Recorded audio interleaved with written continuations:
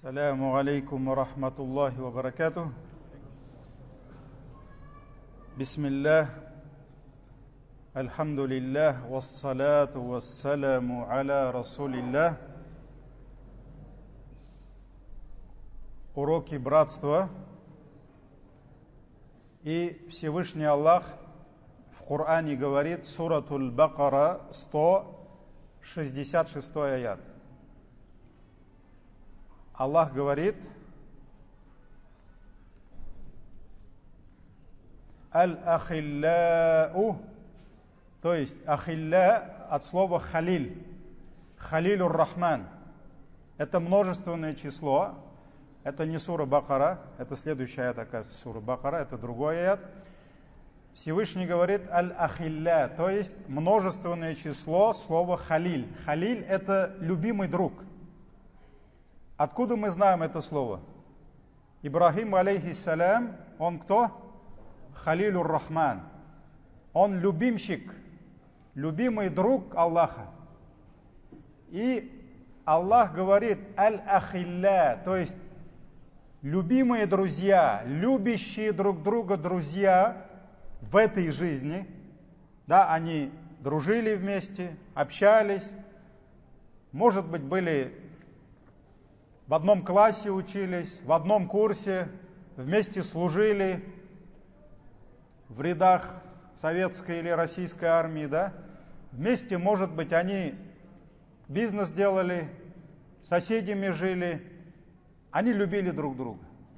И вот Аллах говорит, аль-ахилля, любящие друг друга люди, яума идин, в тот день, то есть в судный день, ба'духум ли ба'дин аду. Они станут врагами друг для друга. То есть те люди, которые были друзьями, которые любили друг друга, не просто Аллах говорит аздыка, то есть использует именно то слово, где идет слово любовь. Любящие друг друга друзья в судный день станут врагами друг для друга. Илля муттакин. Есть только одно исключение, кроме богобоязненных.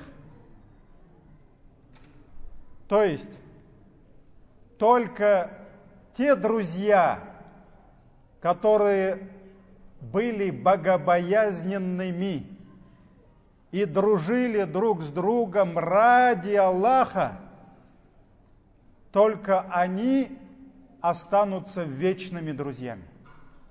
А все остальные дружбы, все остальные связи, они все оборвутся. И вот как раз судный день – это тот день, который выявит истину.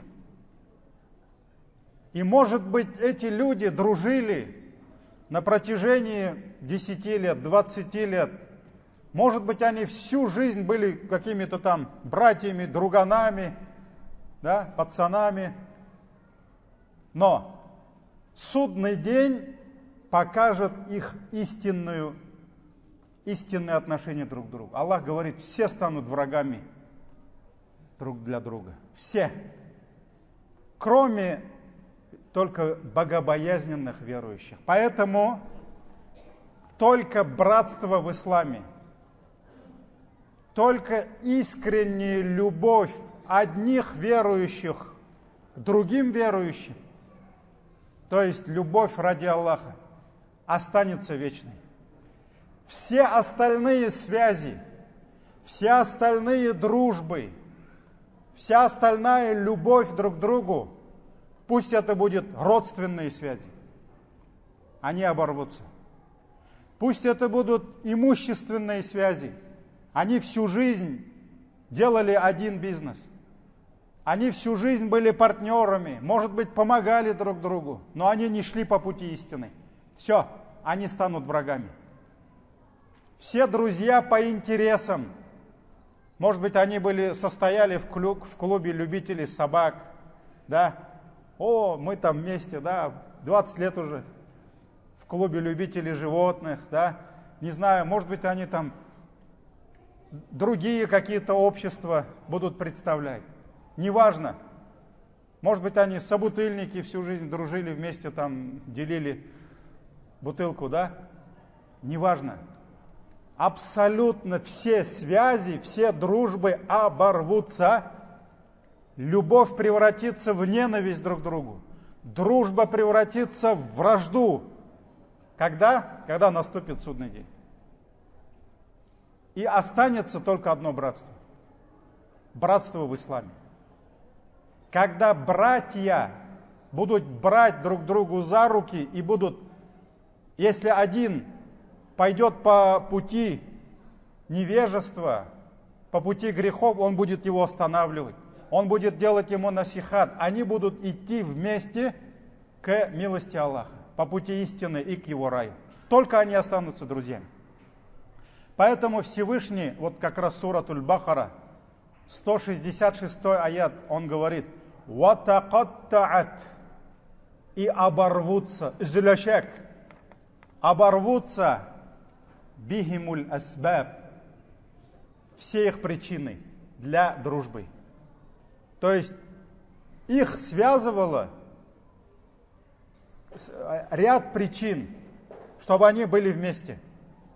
Кто-то был кому-то отцом, а он был сыном.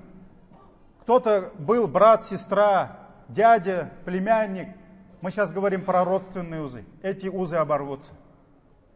Поэтому все причины, которые их связывали, Аллах говорит: такаттаат.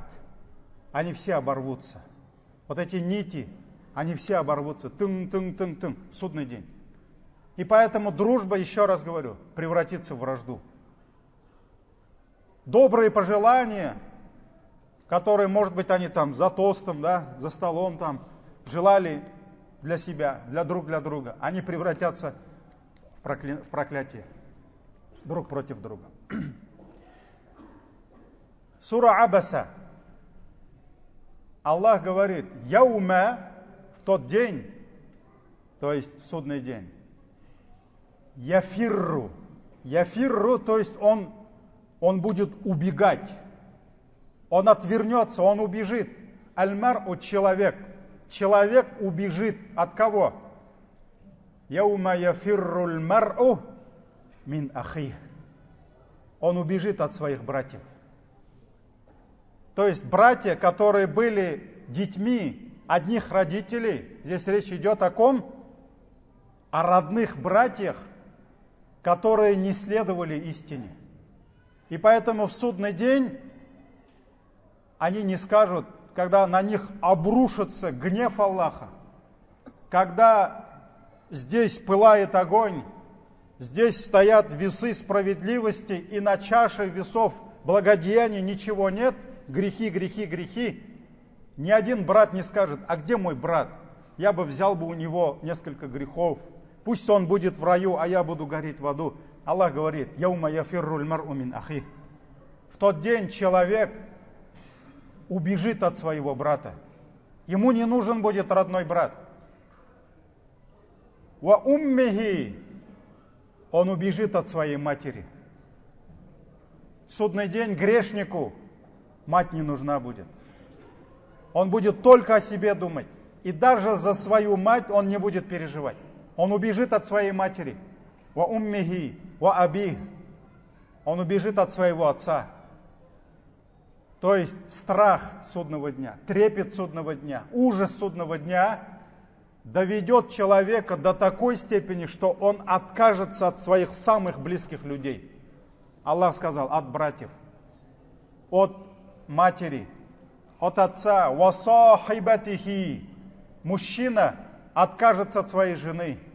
Жены откажутся от своих мужей. Вабани, и от своих детей. Родителям, мамам не нужны будут их дети. Потому что Аллах говорит: в тот день ликулли мриим яумаидин ша'ну югни. То есть у них будет только своя проблема. Они будут видеть только свои проблемы. Они будут переживать только за себя. они откажутся от всех. Посмотрите, казалось бы, да, святое, родственные узы. Вон они, твои родители. Вот они, твои дети. Вот они, твои братья, сестры. Никто никому не нужен. Он будет убегать от них. И каждый будет переживать только за себя и только за свою шкуру. Вот истинный эгоизм, он проявится там. Здесь мы видим, родители жертвуют собой ради детей. Братья жертвуют собой ради сестер. Где-то на поле брани воин может закрыть собой другого воина. Здесь мы видим акты жертвы, жертвенности. Но в судный день такого не будет. В судный день ни один отец не скажет: «О Аллах, накажи меня, но пусть мои дети будут в раю». Вот Аллах говорит, что будет происходить. Поэтому аль-ахилля, любимые, любящие друг друга в этой жизни в судный день будут врагами. Вот это и есть вражество. Вот они враги. Они будут убегать, прятаться друг от друга. Это сура Абаса, 34, 35, 36 аяты. Почитайте это все.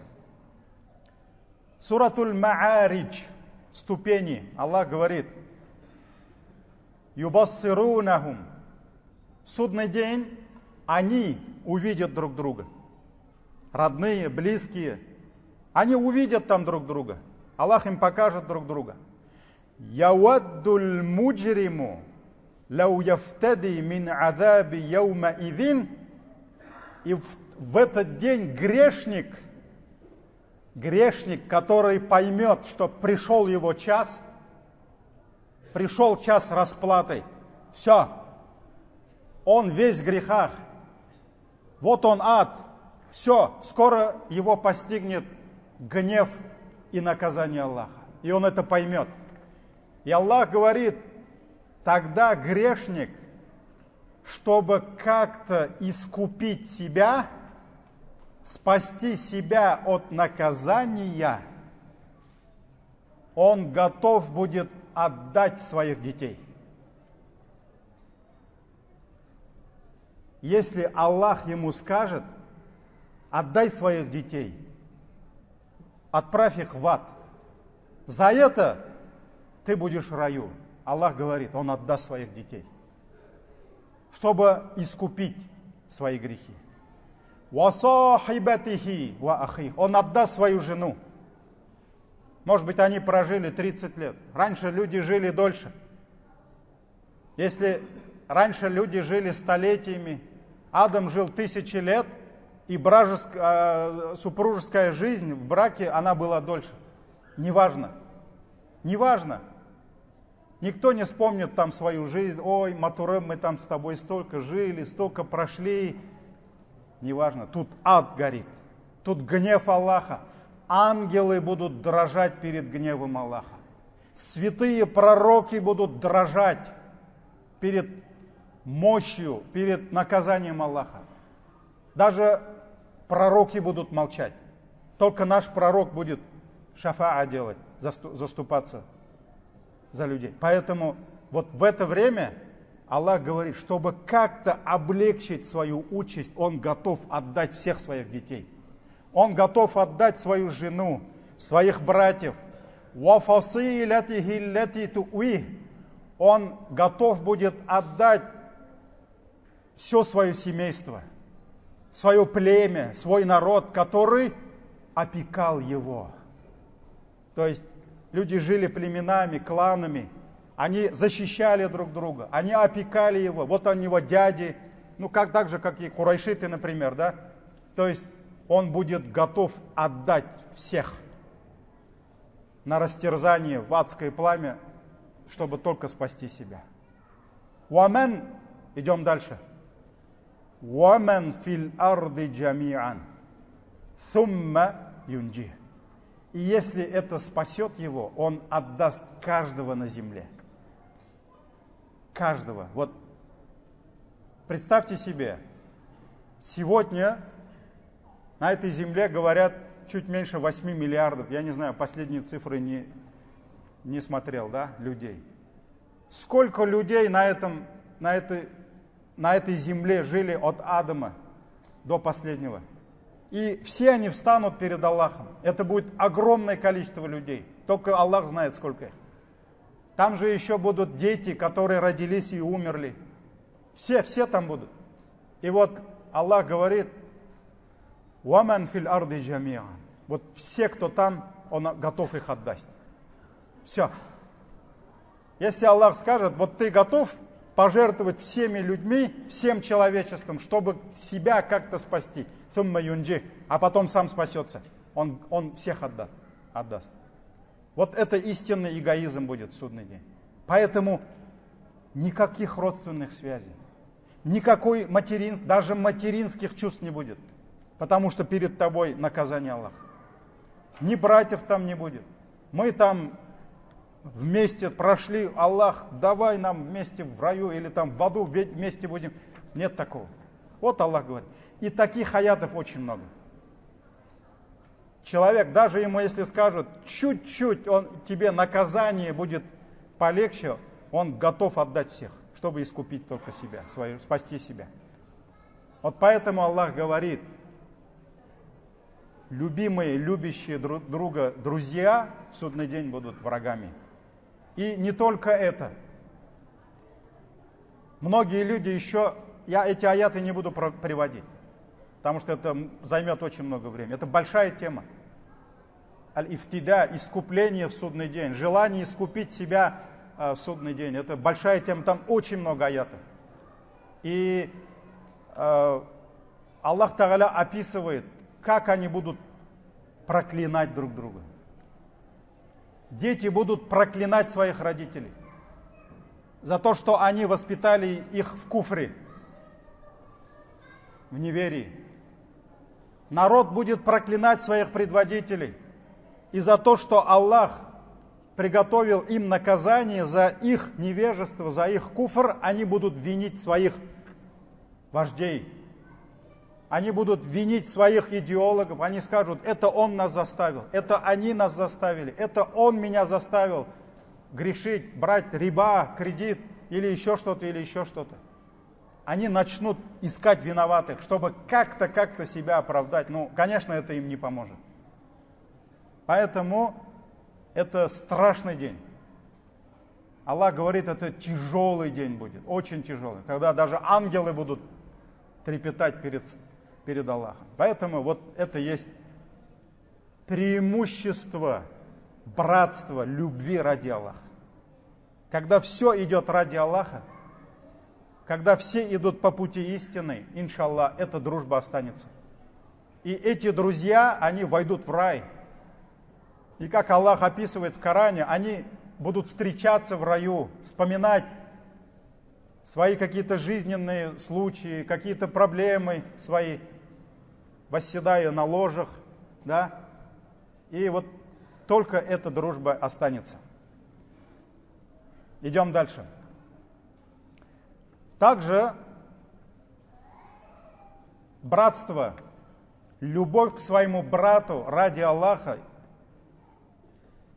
это причина того, что Аллах начинает любить своего раба. За то, что ты начинаешь любить своего брата ради довольства Аллаха, Аллах начинает любить тебя. Достоверный хадис от Абу Хурайра, радиаллаху ан, что посланник Аллаха, саллаллаху алейхи вассалям, сказал, как-то раз один человек оставил свое селение, свою деревню, и направился к соседнему селению. Это были древние века.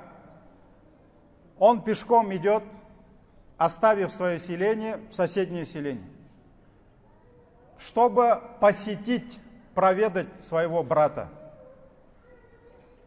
Аллах Всевышний отправляет к нему ангела в облике человека, который ждет его на этой дороге. Они встречаются, он не знает, что это ангел с небес, потому что правило какое? Ангелы спускались всегда в обликах людей. В обликах людей. Никогда не спускались к людям там с крыльями с небес, да? И вот он встречается, чей ребенок? Заберите. Кто приходит с ребенком, заберите. Напротив лыжной базы стоит машина, техника не может подъехать, кучу грузить. Hyundai Greta 109. Уберите машину. Трактора не могут заехать. Напротив лыжной базы стоит. Возле лыжной базы. Hyundai Greta, да? Greta. 109. Ну, наверное, слышат нас. И вот приходится такими объявлениями и просьбами слова пророка, саллиллаху алейхи вассалям, останавливать.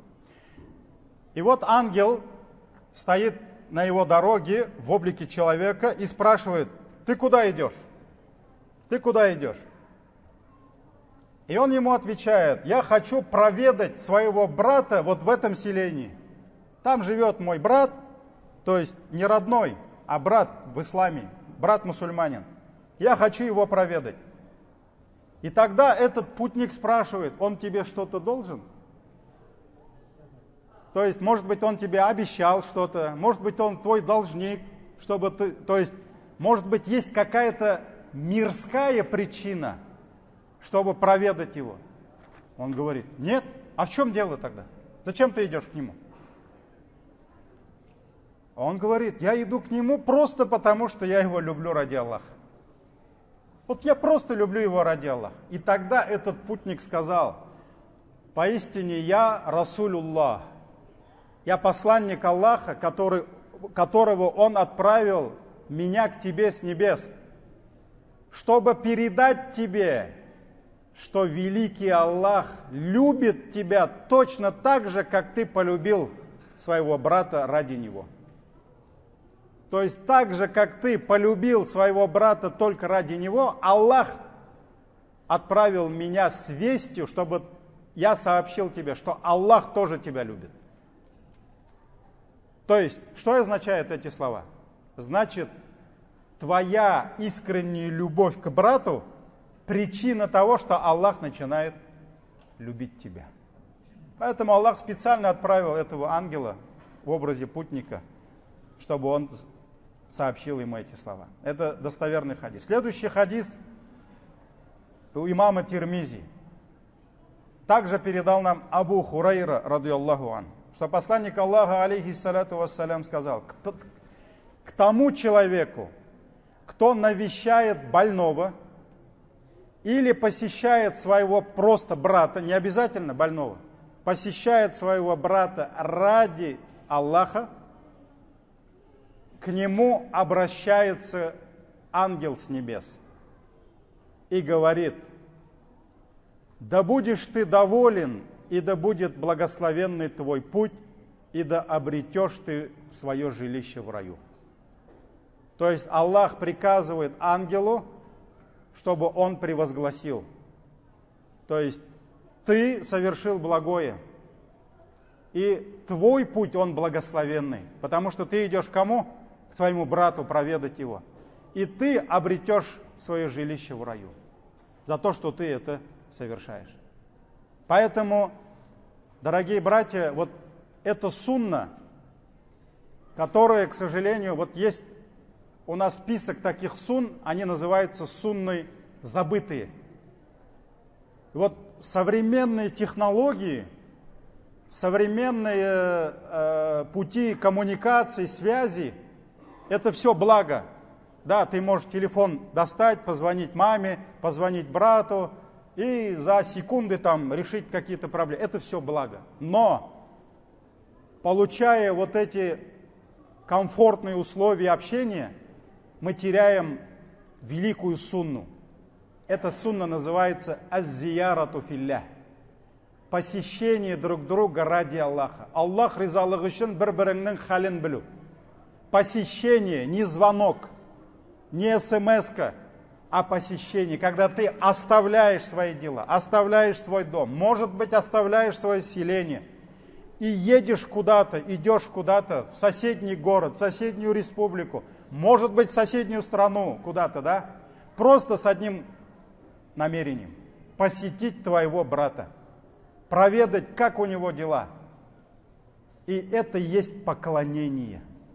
Ангел говорит: благословенен твой путь. Твой путь прекрасен. Да, может быть, ты там какие-то проблемы, у тебя там колесо лопнуло, или там еще что-то случилось, какие-то терни, да, но ты на пути Аллаха. Потому что ты едешь проведать своих братьев. Вот, казалось бы, наряду с этими комфортными условиями коммуникации, телефоны, гаджеты, да, Аллах создал и другие комфортные условия, чтобы сохранить эту сунну. Дороги. Раньше дорог не было. Возле каждого крыльца уже во многих у нас семьях не одна машина, не один конь, а несколько коней. Да? Мы не можем сказать, что у нас в России прямо бензин супер дорогой, что ты не можешь даже проведать своих родителей. По делам-то ты столько тратишь времени, да? Поэтому, дорогие братья, вот планируйте заранее. Например, эти выходные ты должен проведать своих родителей. Скажи сыну: все, давайте, жене скажи, ничего не будем планировать, мы едем к родителям. Это азияра филля, посещение самых лучших людей на этой земле, где милость Аллаха, баракат Аллаха. Да? Ты посещаешь своих родственников. В каком-то районе, в каком-то селении живет твой дядя, которого ты давно не посещал, давно не обнимал. Все, вот специально для этого ты оставляешь свой день. Специально для этого ты выезжаешь. Может быть, куштан ашлар алып, да? Ты на пути Аллаха. За бензин, за время, за силы, ты за все это, иншаллах, получишь награду. И поэтому просто иногда бывает так, ты едешь там, не знаю, Чистопольский район, какая-то деревня, ты знаешь, там есть один абый, брат твой, не родной, брат мусульманин живет, вместе в хаджи были. Все, ты ему звонишь, ты дома, я еду к тебе. Да, вот ты, это поклонение, это сунна пророка ﷺ. Да, может быть, ангела вы не увидите на дороге, да, но вы представьте, что он там и делает дуа за вас, что Аллах любит вас. Вот это целый один вид из поклонений. Вот, к сожалению, во многих советских семьях я сам в свое время такое воспитание получал. Идти в гости – это участь бездельников. Тебе дома делать нечего, что ли, у нас папа говорил, да? Когда мама говорила: айда в гости сходим, да? В исламе ходить в гости – это поклонение. Проведать друг друга, как они там живут, как дела. Может быть, ты потратил 2 часа на дорогу, а 15 минут посидел. Это на пути Аллаха. Поэтому вот любовь к нашим братьям – это причина того, что Аллах будет любить нас, иншаллах. Все, кассету выключаем, чтобы весь мир нас не видел. Дорогие братья.